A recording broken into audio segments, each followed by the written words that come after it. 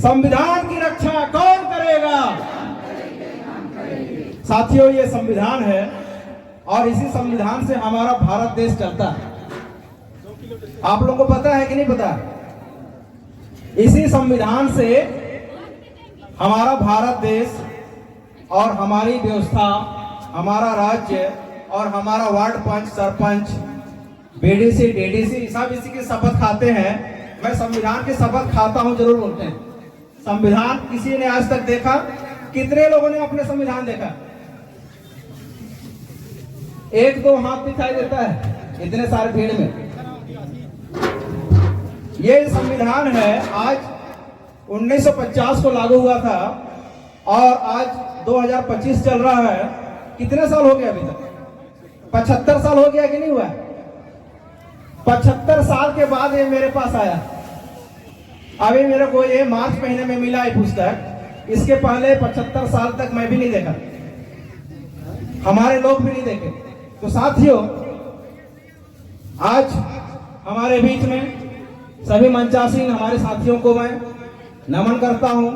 हमारे गांव घर से आए हुए, जंगल से, बिहार से अपने अपने कामों को छोड़कर आए हुए हमारे माता पिता, भाई बहन, सभी का मैं इस कार्यशाला में, आज के इस कार्यक्रम में अभिवादन करता हूं और आपका स्वागत करता हूं। साथियों, आप सबों को मेरा जय जोहार, सेवा जोहार और जय धर्मे।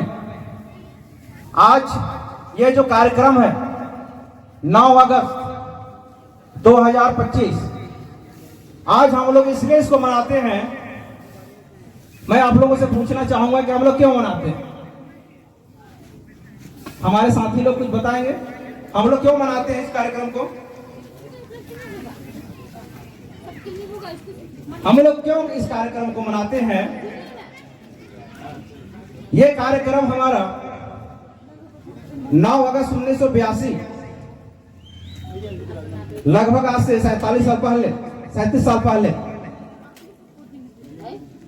9 अगस्त को जितने भी मूल निवासी हैं भारत के, विश्व के, अंतरराष्ट्रीय स्तर पर, उनके लिए एक मीटिंग रखा गया था 9 तारीख को, पहली बार 9 अगस्त 1982 को। और जितने भी मूल निवासी हैं विश्व भर के, सिर्फ भारत के नहीं, कई देशों के, सभी देशों के मूल निवासियों के लिए उनके हक और उनके अधिकार, उनकी संस्कृति, उनकी भाषा, उनके जल जंगल जमीन और उनकी पहचान और उसकी अस्मिता, उन सारे अधिकारों को बचाए रखने के लिए 1994 जिनेवा में पहली बार 1994 में 9 तारीख को यह कार्यक्रम शुरू किया गया। उसके बाद से लगातार इस कार्यक्रम का उद्देश्य यही है कि हम अपने संस्कृति, अपनी सभ्यता, अपने अधिकार को बचा के रखें। और इस अधिकार को बचाने के लिए ही हमें ये कार्यक्रम हर साल यादगार दिलाता है। साथियों, मैं आपको बताना चाहूंगा कि आज हमारे बीच में बहुत सारी ऐसी बातें हैं कि आज हमारी भाषा खोती जा रही है। आज हमारे लोग अपनी भाषा नहीं बोल पाते। बहुत सारे लोग भाषा को छोड़ते जा रहे हैं कई जगह पर। और हमारी संस्कृति और सभ्यता में जो बदलाव हो रहा है, ये बड़ी दुखदाई बात है। लेकिन हमारे यहाँ दुलदुला में ऐसा नहीं है, हमारे जसपुर में ऐसा नहीं है। ये शहरों की बात है। जहां जहां शहरीकरण होता है, लोग शहरों में जाते हैं, अपनी संस्कृति, अपनी सभ्यता, अपनी भाषा से थोड़ा सा उनका दूरी होने लगता है। और 9 अगस्त इसीलिए मनाया जाता है, 9 अगस्त को विश्व आदिवासी दिवस के रूप से, कि हम अपनी सभ्यता, अपनी संस्कृति और अपने अस्मिता और अपने इतिहास को हम बचा के रखें। यह जो संविधान की पुस्तक है, ये जो संविधान की पुस्तक है, ये संविधान की पुस्तक को आज तक आप लोगों ने, मैं या हमारे जैसे बड़े बड़े इतिहास के प्रोफेसर, डॉक्टरेट करने वाले, पीएचडी करने वाले डॉक्टर और बड़े बड़े कॉलेजों में प्रोफेसर का काम करने, पढ़ाने वाले और बड़े बड़े प्रिंसिपल लोग, ये सारे लोग इस संविधान के बारे में चर्चा तक नहीं करते हैं। और ये संविधान की चर्चा आप करोगे नहीं, इस संविधान को हम लोग जानेंगे नहीं, तो इसके अधिकार को भी हम लोग नहीं जान पाएंगे। क्यों नहीं जानेंगे? क्योंकि संविधान में बहुत सारा चीज लिखा हुआ है, बहुत सारा चीज हमारे संविधान में है, और इसको हम लोग आज तक किसी ने बताया तक नहीं। आज हमारे पास जल, जंगल, जमीन में बहुत सारे ऐसे औषधीय चीज हैं जिसको हमारे लोग भूलते जा रहे हैं। वो हमारी संस्कृति है कि नहीं है? है ना? हमारे पुरखे लोग जल, जंगल, जमीन से औषधि लेके आते थे, आपका इलाज करते थे, आज भी करते हैं जो जानकार हैं। हमारा जो इतिहास था, इस सारी चीजों को आज हम भूलते जा रहे हैं। रोहतासगढ़ का नाम आप लोग सुने हैं? रोहतासगढ़ का नाम हम लोग सुने हैं। कितने लोग गए हैं रोहतासगढ़? बहुत कम। क्यों? ये 9 अगस्त इसीलिए मनाया जा रहा है, विश्व आदिवासी दिवस, कि हम अपने इतिहास को जानें। आप लोग इतिहास को जानना चाहते हैं? आप लोग इतिहास को जानना चाहते हैं कि नहीं जानना चाहते हैं? थोड़ा जोर आवाज बोलेंगे तो सुनाई पड़ेगा। साथियों, ये जो इतिहास है हमारा रोहतासगढ़ से लेके यहां तक, ये सारी जानकारी अभी जो गाना गा रहे थे कि जसपुरिया बेलस नौर पे समाज की दस, ये गाना में है, लेकिन इतिहास में कहीं पे लिखा हुआ नहीं है। हमारे लोगों को पढ़ने का अधिकार नहीं था। पढ़े नहीं थे तो लिखेंगे कहां से? सही बात है। पढ़े नहीं थे तो लिखेंगे कैसे? लिखेंगे। वो लोग गाना बनाए, और गाना में उस बात को आज हम महसूस करते हैं कि जसपुरिया जो बेलस रहचास, जो वनोपज है, जिसको शासन आज हमको वनोपज के नाम से, महुआ है, नौर है, करंज है, और भी अन्य चीजें हैं, डोरी है, बहुत सारी चीजें हैं, तेंदू है, तेंदू पत्ता है। तो ये कहानी, इतिहास को हम कैसे जानेंगे? हमारे पुरखाओं ने उसको गाना बनाया, अपनी दर्द को गाना बनाया, अपने उस दर्द को गाना में पिरो करके आज हमारे पास में है। तो ऐसा इतिहास हमारे लोगों का छुपा हुआ है। हमारे लोगों का बहुत सारा इतिहास छुपा हुआ है। हम लोग रोहतासगढ़ का नाम सुने हैं, रोहतासगढ़ तक नहीं जा पाए हैं। रोहतासगढ़ के पहले हमारे लोगों का क्या पोजीशन था, वो भी एक इतिहास है, लेकिन उस इतिहास को हमारे पास बताने वाला कोई भी नहीं। क्यों नहीं है इतिहास को बताने वाला? क्योंकि इतिहास की जानकारी हमारे लोगों का लिखा नहीं गया। मैं आपको एक इतिहास बताना चाहूंगा। 30 जून 1855 को, 30 जून 1855 को सिद्धो कान्हू का विद्रोह हुआ था। सिद्धो कान्हू का विद्रोह, संथाली विद्रोह हुआ, अंग्रेजों के खिलाफ विद्रोह हुआ, टीकू लोगों के विरोध में विद्रोह हुआ, जमींदारी लोगों के विरोध में विद्रोह किया गया। लेकिन इतिहास में उस विद्रोह का नाम, इतिहास जो पढ़े हुए लोग हैं, पीएचडी किए लोग हैं, एमए किए लोग हैं, उनको बहुत कम मिल पाता है कि वो पहला स्वतंत्रता संग्राम 1857 को कहा जाता है। लेकिन 1857 से पहले 1855 को हमारे लोगों ने जो विद्रोह किया था, और उसको रूस का जो कार्ल मार्क्स है, कार्ल मार्क्स ने उस बात को लिखा था कि ये भारत का पहला विद्रोह है, आजादी का विद्रोह है। विदेश का एक लेखक कार्ल मार्क्स है, उसने इस बात को इंगित किया, लेकिन भारत के इतिहास में इस बात को किसी ने नहीं बताया। ये आपके साथ, सभी आदिवासियों के साथ में ये क्या है? ये छलावा है कि नहीं है? छलावा है कि नहीं है? इतिहास के साथ बहुत घोटाला हुआ गया। दूसरी बात आपको मैं बता रहा हूं, इतिहास का घोटाला कैसे होता है। 1857 का हीरो मंगल पांडे को बताया गया, लेकिन 1857 में एक भंगी था जिसका नाम माता दीन था। भंगी माता दीन को भी उसी दिन एक साथ मंगल पांडे और उसको एक साथ फांसी दिया गया था। लेकिन भंगी माता दीन का नाम हम नहीं जानते हैं, इतिहास में उसको नहीं बताया जाता है, मंगल पांडे का नाम बताया जाता है। मैं आपको यह बता रहा हूं कि इतिहास के साथ कैसे कैसे घोटाला आपके साथ हुआ है। 1 जनवरी 1948 आजादी के बाद, तथाकथित आजादी के बाद खरसावां कांड हुआ। लगभग 20,000 लोग मारे गए। बहुत सारे लोग, हमारे लोगों को नरसंहार कर दिया गया, ऐसे भीड़ में गोलीबारी चालू कर दिया गया आजादी के बाद। ये सब इतिहास है। एक इतिहास आपको और बता दूं, ये जो संविधान है, आज का ही दिन, आज का दिन कौन सा दिन, 9 अगस्त 2018, 7 साल पहले इसी संविधान को दिल्ली के जंतर मंतर में कुछ लोगों ने इस संविधान को जला दिया। संविधान को जलाने का मतलब क्या होता है कि मैं इस संविधान को नहीं मानता हूं जिसमें आदिवासियों को हक और अधिकार दिया गया। यह बात आप लोग जानते हैं कि हमारे विरोध में, मतलब आदिवासियों के विरोध में कई सारे इसी हमारे बीच में, इसी हमारे देश में है जो आदिवासियों का विरोध करते हैं। और इसलिए आपको, हम सबको आदिवासी दिवस 9 अगस्त को बड़े धूमधाम के साथ और इसकी बारीकी को, इसकी इतिहास को जानना बहुत जरूरी है।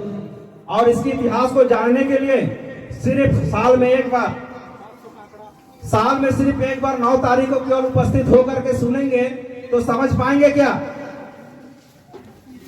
साल में एक ही बार आप खाना खाओगे तो साल भर सही रहोगे क्या? रोज चाहिए थोड़ा थोड़ा ज्ञान, तो आप लड़ पाओगे। आज हमारी लड़ाई संवैधानिक लड़ाई है। ये सारे जो अधिकार आपको मिले हैं, अभी बीच में हमारे साथी ने बताया था 5वीं अनुसूची। बहुत सारे लोगों को लगता है कि 5वीं अनुसूची, रोज रोज ये लोग बोलते रहते हैं 5वीं अनुसूची क्या है। ऐसा लगता है कि नहीं लगता? ऐसा इसलिए लगता है क्योंकि संविधान में लिखा हुआ चीज को हम पढ़ते नहीं है, कहीं पे सुने रहते हैं, सुनने के बाद लगता है कि हाँ सुने तो थे कहीं पे। साथियों, ये 5वीं अनुसूची संविधान में 1950 संविधान जब लागू हुआ 26 जनवरी को, उस संविधान के अंदर में आपके लिए एक अधिकार दिया गया। उसके पहले आपको, हमको पढ़ने का अधिकार नहीं था, ऐसा कुर्सी में बैठने का अधिकार नहीं था, जूता पहनने का, चप्पल पहनने का अधिकार नहीं था।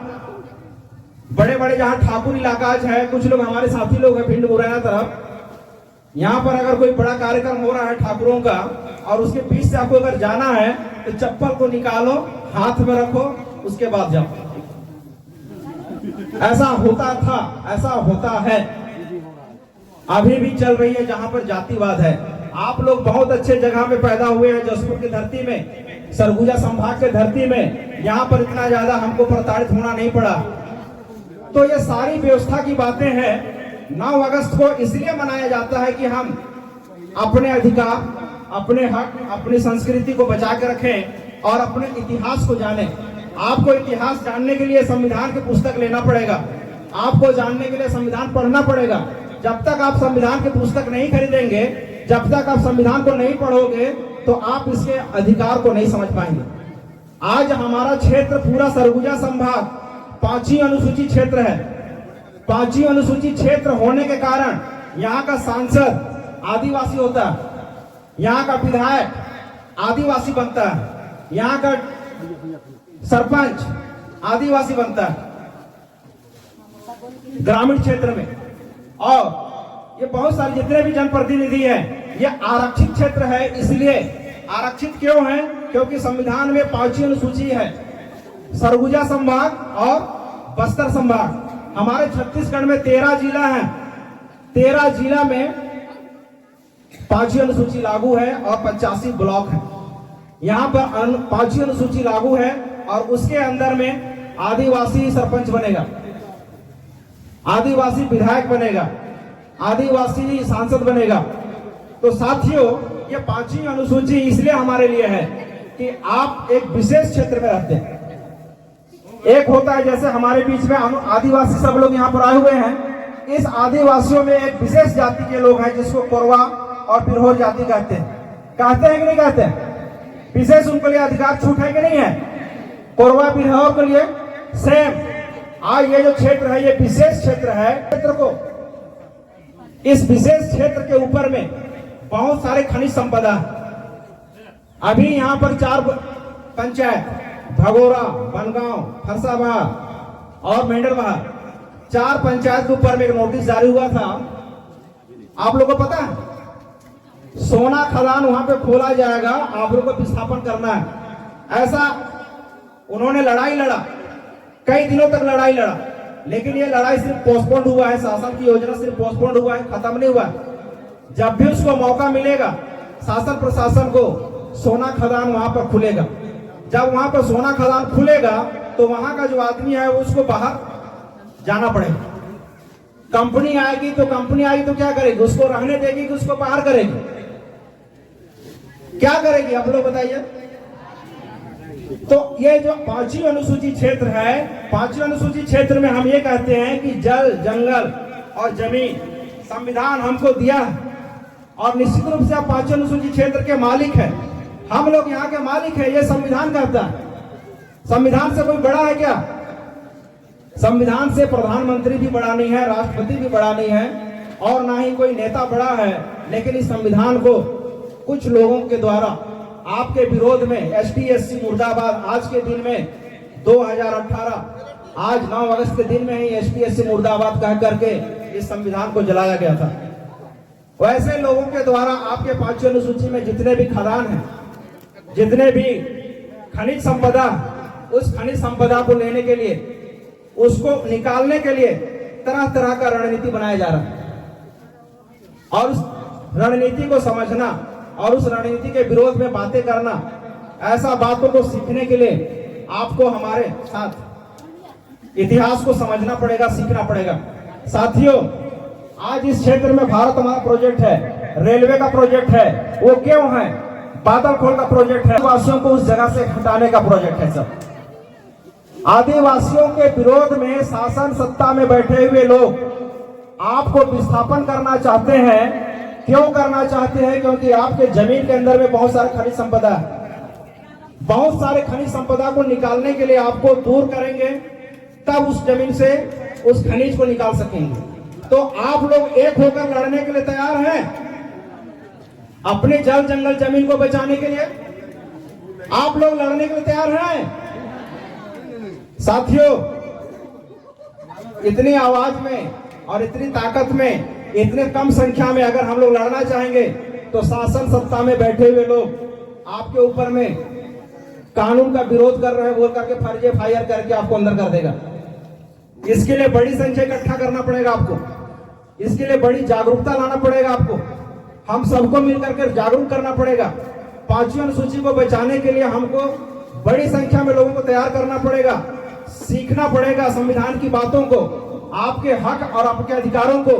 ये सिर्फ ना आज का दिन सिर्फ एक त्योहार नहीं है, आपकी अस्मिता, आपकी संस्कृति, आपका इतिहास को बचाने के लिए 9 अगस्त विश्व आदिवासी दिवस के रूप में हम लोग मनाते हैं। तो आप लोग इसको बचाने के लिए तैयार हैं कि नहीं है? सभी लोग। साथियों, आज हमारे बीच में किस तरह से 5वीं अनुसूची को खत्म करने के लिए शासन में, प्रशासन में बैठे हुए लोग रणनीति बना रहे हैं। 1990 के पहले सरकारी स्कूल था कि नहीं था? 1990 के पहले डॉक्टर, इंजीनियर बनते थे कि नहीं बनते थे?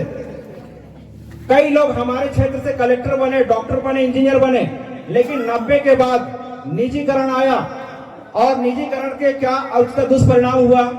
निजीकरण से प्राइवेट स्कूल आया सामने, और शैक्षणिक व्यवस्था, जो हमारे पुरखों की शैक्षणिक व्यवस्था धुनकुड़िया था या अखड़ा था, आज वो धुनकुड़िया और अखड़ा समाप्त होते जा रहा कि नहीं हो रहा है? हमको अपनी अखड़ा और अपनी धुनकुड़िया को बचाना है कि नहीं बचाना है?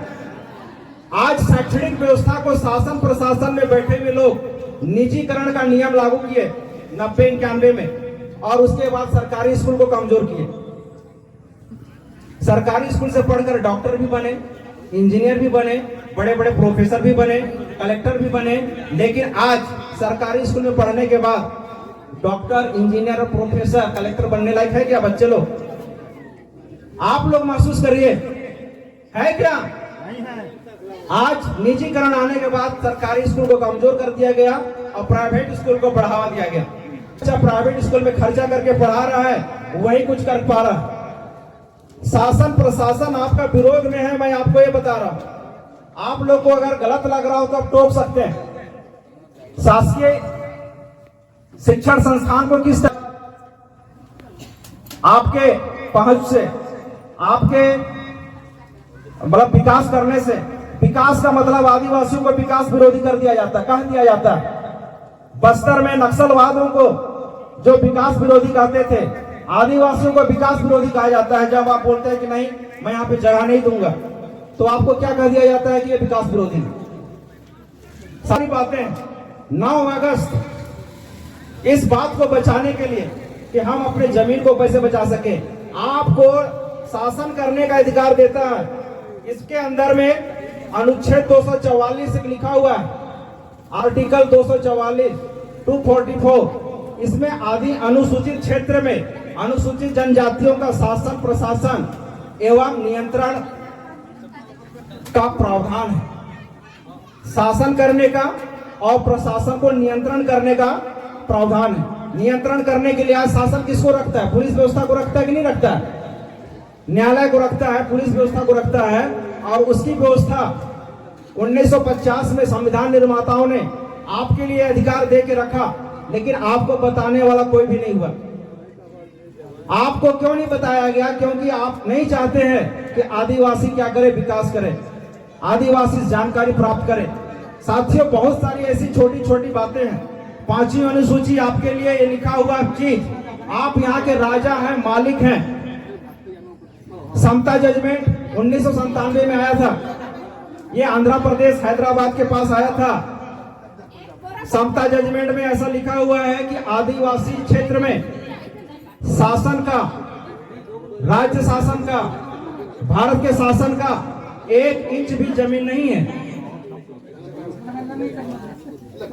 आप लोग सुन पा रहे हैं? शासन का, राज्य शासन का और केंद्र शासन का 5वीं अनुसूची क्षेत्र के अंतर्गत में 1 इंच जमीन नहीं है। लेकिन आज क्या बोल देते हैं कि ये सरकारी जमीन है, जंगल सरकारी है। ऐसा नहीं है, ये 5वीं अनुसूची के अंतर्गत में आपका जंगल, आपका जमीन है। लेकिन जब आप इसकी बात करते हैं तो आपको शासन प्रशासन में बैठे हुए लोग दबाने का काम करते हैं, आपको ऊपर में गुमराह करने का काम करते हैं। साथियों, बहुत सारी बातें हैं जो आपके विरोध में कोई दुश्मन नहीं कर रहा है, बल्कि शासन सत्ता में बैठे हुए लोग कर रहे हैं। इसलिए ये 75 साल के बाद भी आपके पास में संविधान का पुस्तक नहीं पहुंचा। संविधान को आपने सिर्फ सुना है कि संविधान है, संविधान में 395 आर्टिकल है, लेकिन संविधान में आपके लिए जो उपबंध है, संविधान में आपके लिए जो व्यवस्था है, संविधान में जो आपके लिए अधिकार है, इस अधिकार का हनन खुलेआम हो रहा है कि नहीं हो रहा? आज जल जंगल जमीन हमारा है कि हम सिर्फ नारे में हैं, लेकिन इसका विरोध बड़े पैमाने पर शासन प्रशासन में बैठे हुए लोग हमारे लोगों को आदिवासी मुख्यमंत्री बना करके हमारे विरोध में हसदेव का जंगल कट गया, रायगढ़ खत्म हो रहा है, जसपुर जो बचा हुआ है ये रेड जोन में है, मतलब यहाँ पर सारे जमीन बिक चुके हैं। जसपुर में हमारे टांगर गांव है, कांसा के पास, वहां पे स्टील खदान का विरोध 4-5 साल से हो रहा है। अभी सोना खदान का विरोध यहाँ पर हुआ, गुल्लू डैम का विरोध हुआ, लेकिन ये सक्सेस कर गए लोग। ऐसा बहुत जगह हो चुका है और ये जब मौका मिलेगा तब आपको यहाँ से भागो बोलेंगे। उसके लिए ये 9 अगस्त आज एक संदेश लेकर जाइए आप लोग, आप हम सबको एक होकर के ज्ञान या जानकारी के बगैर लड़ोगे तो आप लोग हार जाओगे। जानकारी आपको संविधान में मिलेगा, जानकारी आपको राष्ट्रीय आदिवासी एकता परिषद के संगठन में मिलेगा। राष्ट्रीय आदिवासी एकता परिषद के संगठन में लोग आप लोग आइए, जानकारी प्राप्त करिए। बिना जानकारी का, बिना हथियार का अगर आप लड़ने जाओगे तो क्या होगा? कहीं पर आप लोग लड़ने जा रहे हो और आपके पास में हथियार नहीं, तो क्या होगा? आप मारे जाओगे या फिर आप हार के भागोगे, यही होगा। तो जानकारी के बगैर आप लड़ाई लड़ेंगे शासन प्रशासन से अपने जल जंगल जमीन के लिए, तो आप हार जाओगे आपको खदेड़ दिया जाएगा, आपको भगा दिया जाएगा, आपको विस्थापन कर दिया जाएगा। जानकारी लेने के लिए संविधान की पुस्तक पढ़िए, और संविधान की पुस्तक पढ़ना इतना आसान नहीं है, समझ में कम आता है। संगठन में आइए, संगठन में आपको हमारे जैसे बहुत सारे वक्ता लोग मिलेंगे जो आपको जानकारी बताएंगे, और बिना जानकारी का अगर आप लड़ाई लड़ेंगे तो आप निश्चित मानिए, प्रैक्टिकल उदाहरण है, आप हल चलाने जा रहे हैं या धान काटने जा रहे हैं और हंसुआ लेके नहीं जाओगे तो कैसे काम होगा? हथियार लेके नहीं जाओगे तो कैसे काम होगा? तो ये हथियार, जानकारी हथियार है, और बिना जानकारी का आप नहीं लड़ सकते। तो साथियों, आज हमारे बीच में और भी कुछ साथी हमारे हैं, और 9 तारीख हर साल आएगा, लेकिन इस 12 महीने 11 महीने 29 दिन तक हमको क्या करना है? हमको तैयारी करना है, हमको एक दूसरे को जोड़ना है। आज हमारे बीच में जोड़ने वाली बहुत सारी बातों को रखना है। जोड़ने वाली बातें, आप सामाजिक कार्यक्रम में आओगे तो होता है, लेकिन आप बाहर जाओगे तो आपको बहुत सारे लोग जो जोड़ने के बजाय आपको क्या करते हैं? तोड़ने का काम कर रहे हैं।